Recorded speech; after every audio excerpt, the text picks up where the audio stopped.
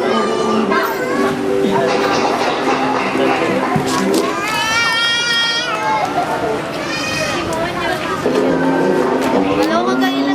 Pangako ko na ibibigay ko ang aking mga kaya para sa masayang selebrasyon ng ating Pasko.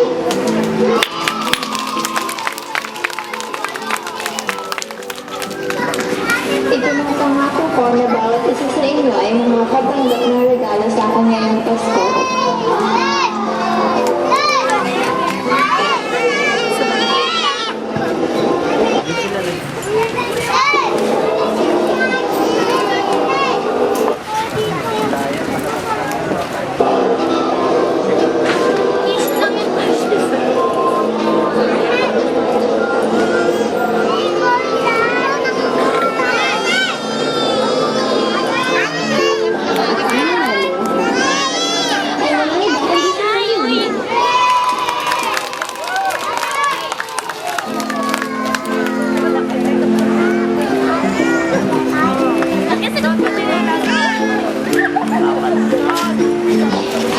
Ang ganda talaga at ang bait ng ninyo.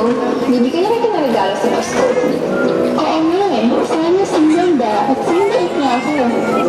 Mukhang mas maganda ang Christmas tree natin ngayong Pasko. Excited na ako!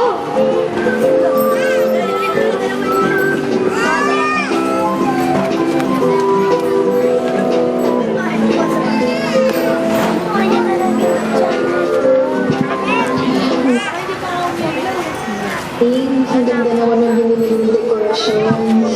Oo nga. Mukhang manahalin ko ah. Siyempre, sinisigurado kong single mo ang mga ito. Salamat sa mga nagpagawa.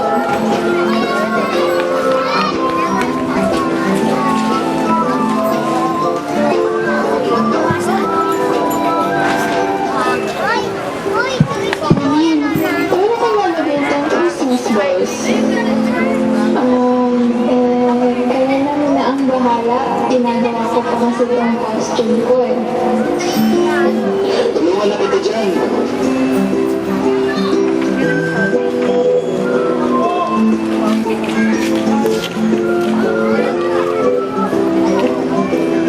Dahil sana itong ilaw. Yung dilaw ba? O yung kulay reality ko? Teka, naglilinis pa ako ng kuturo. Anong problema mo, anak? Hindi ko kasi alam kung anong gagamitin eh. Parang mas bagay itong dilaw. Okay, no? Salamat. Ning, isang malaking problema. Nawawala ang bituin para sa Christmas tree. Nawawala ang simbolo ng Pasko.